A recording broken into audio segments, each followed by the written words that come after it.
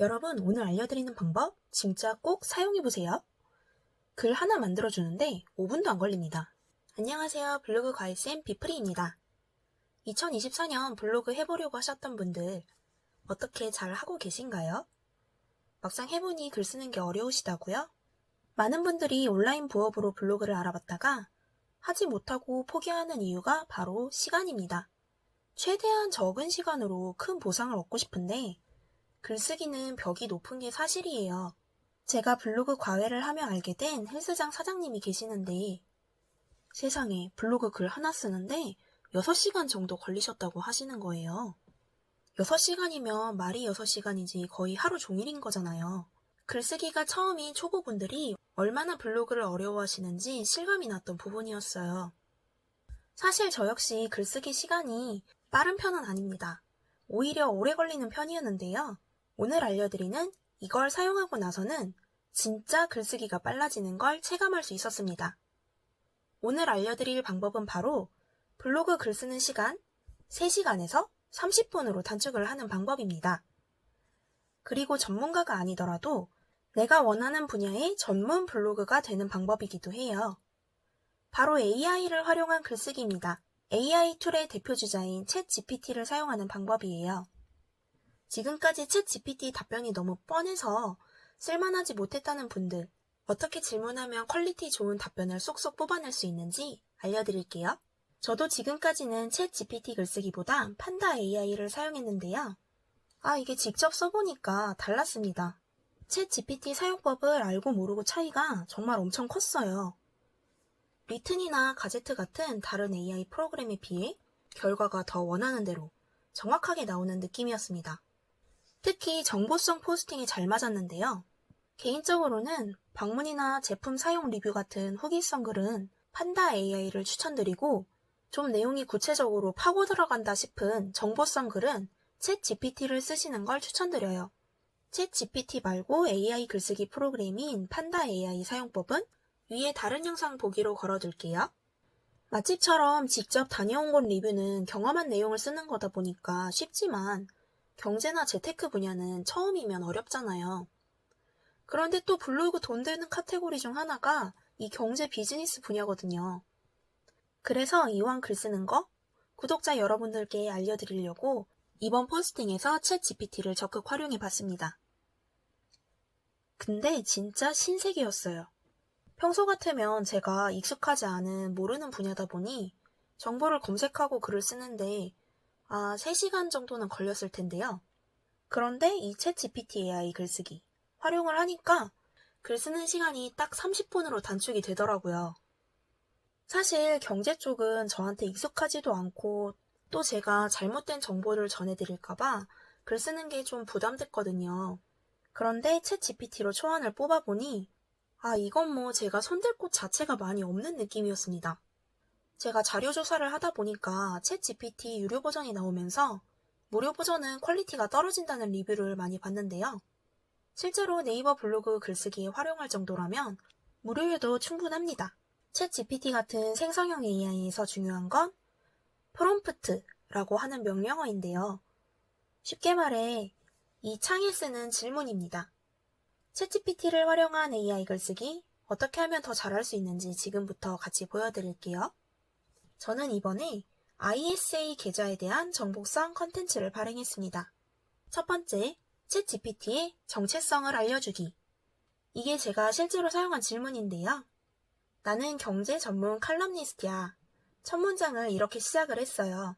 보시는 것처럼 챗 GPT에게 너는 누구야? 이렇게 구체적인 정체성을 부여해주면 더 자세하고 정확한 결과를 얻을 수 있습니다. 지금은 블로그 글쓰기 방법을 알려드리는 거니까 너는 10년 동안 상위 노출 블로그를 운영한 블로거야. 이런 문장도 저는 애용하고 있어요. 두 번째, 질문의 목표를 명확히 알려주기. 초보자에게 설명하는 ISA 계좌에 대한 칼럼을 쓰려고 해.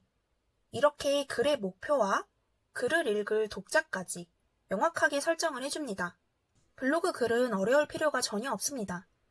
제가 이전에 블로그 글 쓰는 방법에서 말씀드린 것처럼 글자 수가 너무 많은 것도 오히려 상위 노출에는 좋지 않아요. 한정된 글자 수 안에서 글을 쓰려면 소주제가 4~5개라고 했을 때 소주제별로 400자 내외면 충분합니다. 이 정도 분량이면 개념을 설명하는 것만으로도 충분히 채워지는 분량이거든요. 그래서 우리가 글을 쓰기 전에 걱정하는 것처럼 자세하고 딥한 내용까지 쓰지 않아도 괜찮습니다. 세 번째, 구체적으로 질문하기. 챗GPT는 일반적이고 포괄적인 질문보다 구체적으로 질문을 할수록 결과의 퀄리티가 올라가는데요. 저는 미리 ISA 계좌를 네이버에 검색을 했어요. 그렇게 연관 키워드를 찾은 후에 프롬프트를 작성했습니다. ISA 계좌의 기본적인 내용과 기간, 장점, 단점, 확인 방법에 대한 칼럼을 자세히 써줘. 이 질문에 들어간 기간이나 장점, 단점, 확인 방법, 이 키워드들 모두 IS 계좌와 연관된 키워드입니다. 그 중에서도 현재 인기 있는 키워드 위주로 선정을 했어요. 자, 그러면 이렇게 쭉쭉 글을 써주는데요. 정말 자세히 써주지 않나요? 특히 챗GPT는 글을 블로그로 옮기기 쉽게 이렇게 소주제 단락을 알아서 나눠주는 게 좋았는데요. 읽어보고 부족한 내용이 있다면 추가 질문을 해줍니다. 사실 판다 AI에서 아쉬웠던 부분이 이렇게 추가 질문을 할 수 없다는 게 너무 답답했거든요. 그런데 챗GPT에서는 추가 질문을 바로바로 입력을 할 수가 있다는 게 정말 좋더라고요. 실제로 프롬프트는 복잡한 내용이라면 단계별로 질문을 하는 게 더 좋은데요. 단계별로 질문을 할수록 글의 퀄리티가 올라갑니다. 저는 블로그 앞부분에 내용을 추가하고 싶어서 ISA 계좌를 만들어야 하는 이유를 더 구체적으로 설명해줘 라고 물어봤어요. 이렇게 질문을 하고 약간 아쉬웠던 점은 앞의 내용과 중복되는 부분이 좀 있었다는 건데요. 그래도 새로운 표현으로 글감을 제시해줘서 그런 부분은 좋았어요. 글을 읽다 보니 다음 포스팅으로 쓸 내용까지 떠오르더라고요. 다음 포스팅은 증권사별로 ISA 계좌 개설했을 때 혜택으로 정해봤는데요. 현재 챗 GPT에서 제공하는 내용은 21년 9월까지의 데이터 기반입니다. 그래서 해당 내용은 정확하지 않을 수가 있어요. 대신 질문을 했을 때 증권사별로 어떤 혜택을 제공하는지, 어떤 증권사를 살펴봐야 하는지를 알 수 있었습니다. 앞서 말씀드린 블로그 글쓰기에서 챗 GPT 활용하는 방법 3가지는 GPT가 직접 알려준 방법인데요. 더 좋은 결과를 이끌어내기 위한 프롬프트 작성법입니다. 이외에도 다양한 꿀팁이 있는데요. 구체적인 예시를 만들거나 블로그에 삽입할 표를 만들어 달라고 할 수도 있습니다. 개인적으로 표 만들기는 진짜 편하더라고요. 만약 추가 질문을 하다가 너무 길어지면 교정을 할 수도 있어요. 이때 블로그 글쓰기 로직에 맞춰서 글자 수 제한을 해주면 되겠죠? 지금까지 쓴 내용을 1500자에서 2000자 내외로 자연스러운 문체로 정리해줘. 이렇게요. 이때 본인만의 문체가 있다면 그걸 예시로 들어주는 것도 좋은 방법입니다. 자, 이 다음은 내 블로그에 옮겨 쓰면 끝입니다. 네이버는 사람이 썼는지 아닌지 블로그 포스팅 작성 시간까지도 확인을 하니까요. 1분 만에 복붙을 하기보단 소주제별로 나눠서 복붙을 해서 내 문체로 바꾸고 이미지도 적재적소에 첨부하면 되겠습니다. 참고로 챗 GPT에서 이미지도 만들어 보기는 했는데요. 무료로도 이미지 생성은 가능한데 퀄리티가 좀 떨어져서 이미지는 미리 캔버스로 제작을 했습니다. 자, 이렇게 글을 써주는데 채 10분도 안 걸렸습니다. 이래서 AI 글쓰기를 하는구나 싶었어요. 진짜 순식간에 블로그 글 하나가 완성된 거니까요.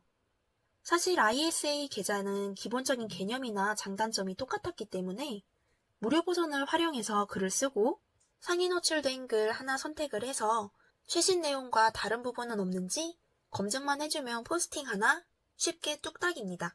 가장 중요한 건 이렇게 쓴 글이 과연 상위 노출이 될까? 하는 부분일 거예요. 이번에 쓴 ISA 계좌 글도 이렇게 잘 상위 노출 중이고 방문자 수도 꾸준히 유입이 되고 있어요. 혹시나 AI 글쓰기로 쓰면 블로그 저품질이 되지 않을까 걱정하시는데 어차피 정보성 글은 내용이 비슷할 수밖에 없습니다. 왜냐면 경험은 사람마다 다르게 느끼는 거지만 정보는 내가 쓰든 누가 쓰든 똑같은 거니까요. 대신 내 글을 중복문서에서 피하고 싶다면 연관 키워드 조합을 다르게 하고 글 구성의 순서를 바꾸거나 마무리할 때 실제 경험담을 추가해서 글을 쓰시면 됩니다. 제가 블로그 과외를 하면서 자영업 하시는 분들, 브랜드 블로그로 운영하시는 분들 의뢰를 받는 경우가 있는데요. 물론 상위 노출과 구매 전환이 되는 돈 버는 글쓰기는 좀 다르지만 어쨌든 내 분야가 아닌 새로운 카테고리도 전문가처럼 쓰는데 도움을 주는 건 확실합니다. 제가 주변에 블로그를 추천할 때 시작도 하기 전에 안 될 것 같다 하시는 분들은 공통점이 있었어요. 바로 블로그는 결국 글쓰기라서 자신이 없다는 거였습니다.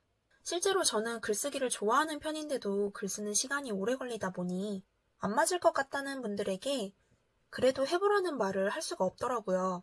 하지만 지금은 챗GPT나 판다 AI 같은 AI 글쓰기 프로그램이 너무 잘 나와 있어서 초보자분들도 충분히 할 수 있다고 느꼈습니다. 글쓰기 자체의 장벽이 낮아진 느낌이에요. 저도 예전에는 1일 1포스팅을 했지만 지금은 아니거든요. 1일 1포스팅이 필수가 아니란 걸 알게 되고 중간에 불태기가 오기도 하면서 좋아하는 블로그 글쓰기도 조금은 미루게 되었습니다. 이때 불태기를 극복하는 데 도움을 준 게 바로 체험단과 챗 GPT 같은 생성형 글쓰기 AI 프로그램들이에요. 초안을 만들어주니까 확실히 글을 쓰기 전에 하얀 화면을 마주했을 때 그 두려움이 좀 사라지더라고요. 저는 생각이 많은 편이라 이번에 네이버 블로그 포스팅을 하면서 글쓰기 자체보다는 만들어준 글을 편집을 하고 이미지를 고르는데 오히려 시간이 더 많이 들어갔습니다. 만약 나는 복붙이 더 편해 이런 분들이라면 저보다 더 빠르게 포스팅을 발행할 수 있으실 겁니다. 그러니까 아직 블로그 시작하지 않으셨다면 AI 활용해서 도전해보세요. 그리고 이번에 제가 블로그 주제 카테고리를 변경했는데요. 기존에는 국내 여행이었는데 유튜브를 하면서 바꾸게 되었습니다. 제 유튜브 보시는 분들, 블로그 과외 신청하는 분들께 블로그로 돈 버는 법 알려드리는데 좀 더 집중을 하고 싶어서 바꿨어요. 이제 경제 비즈니스 블로그로 바꿨습니다. 마지막까지 보신 분들을 위해 소소한 꿀팁을 하나 더 풀자면 네이버 블로그에서 수정은 안 하는 편이 좋지만 이렇게 카테고리를 변경한다고 해도 최저가 블로그가 풀리거나 하지는 않았습니다. 지금까지 상위 노출되던 다른 카테고리의 포스팅들도 그대로 잘 유지가 되고 있고요. 앞으로도 도움되는 정보들을 알려드릴 수 있도록 계속해서 블로그 연구해 보도록 하겠습니다. 제 채널 구독 꼭 부탁드리고 다음 주에 다시 뵐게요. 감사합니다.